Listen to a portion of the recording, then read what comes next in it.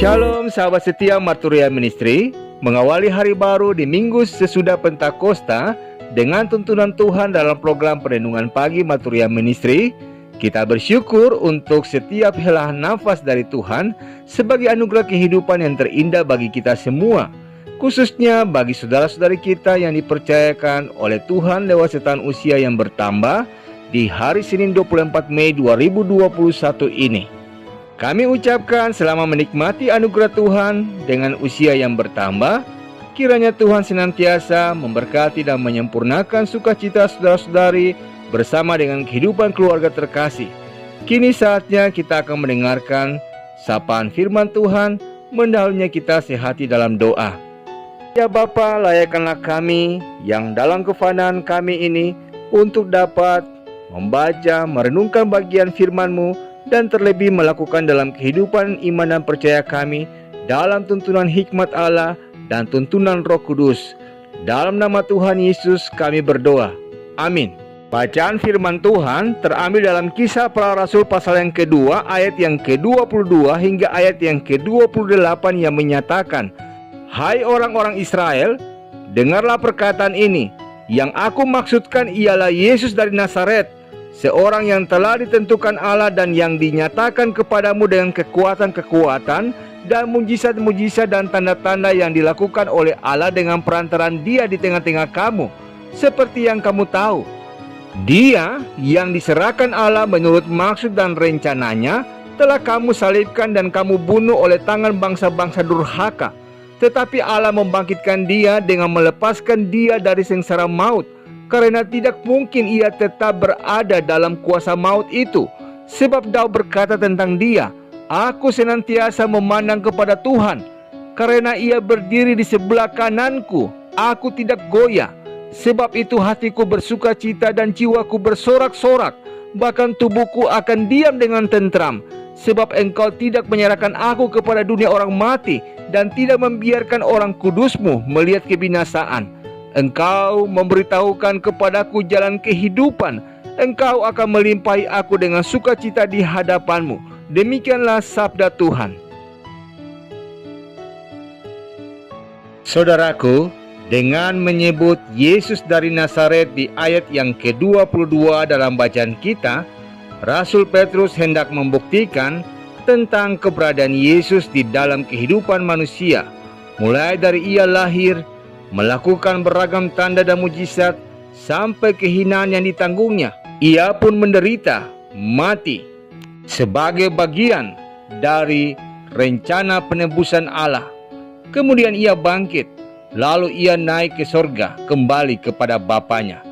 Sebagaimana penegasan Rasul Petrus di ayat yang ke-25 hingga ayat yang ke-28 dengan mengutip Mazmur 16 ayat 8 hingga ayat yang ke-11, Petrus hendak mengatakan bahwa Yesus berkuasa atas kehidupan dan kematian melalui peristiwa kebangkitannya.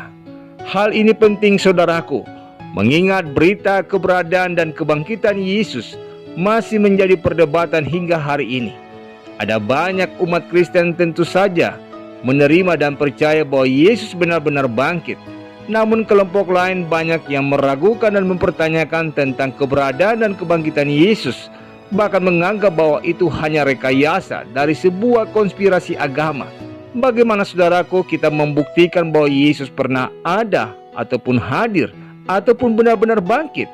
Kubur kosong, penemuan arkeolog, penelusuran sejarah, pendapat ahli-ahli teologi, semua fakta sejarah itu memang bisa membuktikan kebangkitan Yesus saudaraku.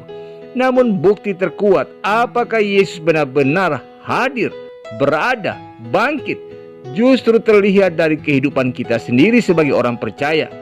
Sebagaimana perubahan hidup murid-murid menjadi bukti yang kuat akan keberadaan dan kebangkitan Yesus, maka perubahan hidup kita menjadi bukti yang tak terbantahkan bahwa Yesus pernah hadir dan Yesus pernah bangkit. Mengapa demikian saudaraku? Apa gunanya kita bisa mengemukakan banyak bukti sejarah bahwa Yesus hidup, Yesus bangkit, sementara hidup kita tidak mengalami perubahan? Apa gunanya kita menceritakan kubur kosong, sementara kita tidak memiliki pengharapan yang kuat di dalam Kristus?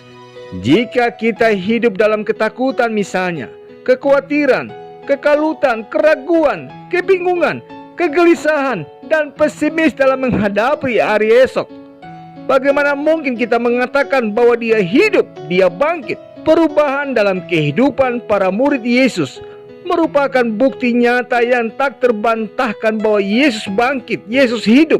Dari takut menjadi berani, dari putus asa menjadi punya pengharapan, dari sedih menjadi sukacita, dari bersembunyi menjadi menunjukkan diri. Lalu bagaimana dengan kita sebagai gerejanya di masa kini?